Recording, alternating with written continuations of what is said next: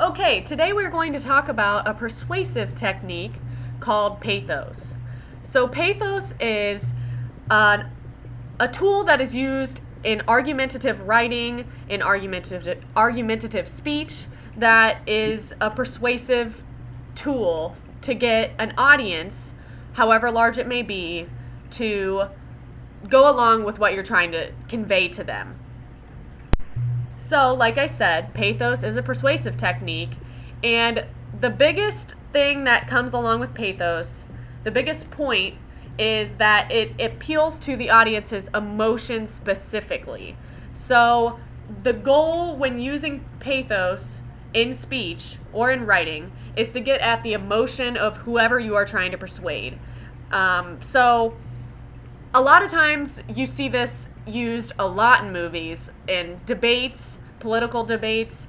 There are multiple speeches throughout history that have great examples of pathos embedded in them, and really pathos is used a lot more than people think, especially in advertising. Just like the Batman movie, if you're familiar with the Batman series, one of the newer ones, The Dark Knight Rises, the villain in that movie, named Bane, who's pictured below, he uses pathos throughout the entire movie as a way to get an audience, in this instance, an entire city is who his audience is, to believe in what he is doing, believe in his villainous actions. So we're going to take a look at Bane's speech, and you can just try to listen while it plays and kind of absorb everything and really listen for that emotional appeal that Bane gives off so well.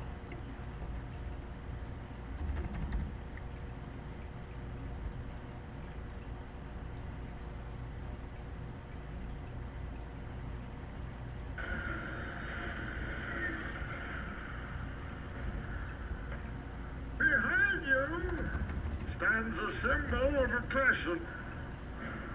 Blackgate Prison, where 1,000 men have languished under the name of this man, Harvey Dent, who has been held up to you as the shining example of justice. We're just gonna keep moving you till we can get you in front of the camera. You have been supplied with a false idol to stop you tearing down this corrupt city. Let me tell you the truth about Harvey Dent from the words of Gotham's police commissioner, James Gordon. The Batman didn't murder Harvey Dent. He saved my boy, then took the blame for Harvey's appalling crimes so that I could, to my shame, build a lie around this fallen idol. I praised the madman who tried to murder my own child, but I can no longer live with my lie. It is time to trust the people of Gotham with the truth, and it is time for me to resign. And do you accept this man's resignation? And do you accept the resignation of all of these liars, of all the corrupt? The corrupt! The rich! The oppressors of generations who have kept you down with myths of opportunity, and we give it back to you, the people. Gotham is yours. None shall interfere. Do as you please. But start by storming Blackgate and freeing the oppressed.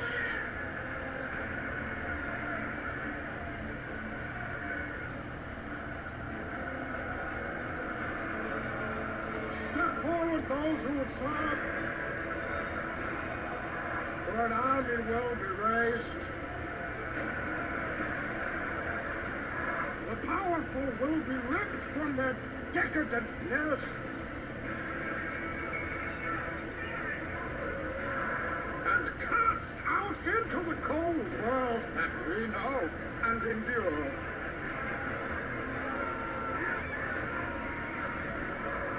courts will be convened.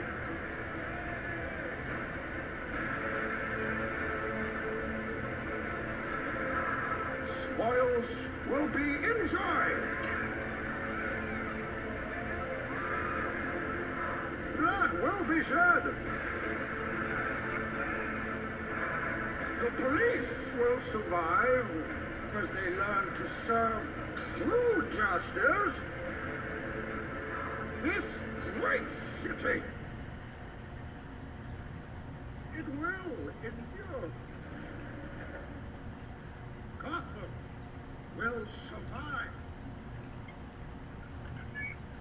All right, so that was definitely an extreme example of using pathos in speech. You can see how emotional Bane's speech made people feel. Just by his tone of voice is something that really enhanced his use of pathos. How he got his point across by really appealing to the emotion of all of those villains, all the people in jail, all of the people of the community, by just making his point, backing it up with evidence, and really just getting at the emotions of his audience. So, like I said before, advertising is a big advocate of using pathos. In dialogue and the pictures that they use, here's an example of one that is seen on commercials and advertising a lot. It's a picture of a dog that obviously looks sad. In a violent family, everyone could be a victim. So right there, and you can see the kind of creepy shadow back there of like a human. It looks like they're kind of holding a fist up or something. And it really just makes you think that that dog's probably beaten or something. And this advertisement is obviously trying to get your emotion, like, please help save these animals. Look at this poor little dog and his sad face and this human that's above him. It's obviously an advertisement that was made with pathos in mind. And pathos was described in detail in Aristotle's Rhetoric.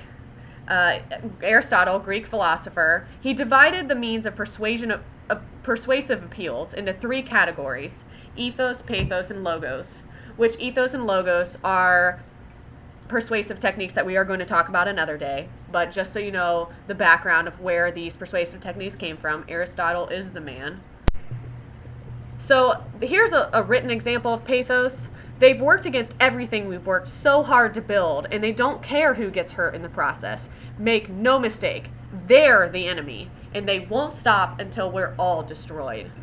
So this example is kind of like the one that Bane gave off. It's really getting at like your emotions. Like, we've worked hard to build this, and they don't care who gets hurt. It's really saying like, you know, that's sad, that's upsetting, and make no mistake. By just saying make no mistake, that's just saying this is how it is. They're the enemy, and they won't stop. So really, all those words, those harsh, really accented words that they really get to your emotion. And here's some emoticons that are examples of emotions that pathos really gives off in people. And again, famous speeches, a lot of those have pathos in them, because when people's emotions get involved, then they're more inclined to listen and to act. So here's Martin Luther King Jr. He made his I Have a Dream speech, and we can see the impact that had on people. So that's a good example. And so now we're going to try to turn it to a partner here and try to persuade them of something, such as why English class is more fun than any other class, right? So just try to turn to a partner. Think about something that you believe strongly in. Maybe something I believe that I've been talking to people about recently is declawing of cats specifically. I don't think it's good to declaw cats. I have a lot of background information in that and why I don't believe that's a good idea. So I've been talking to people kind of using pathos to maybe back that up and get people to really feel bad like about declawing, and that really works in my favor because it really is like a technique that can really get in their mind and make them really think and dissect something.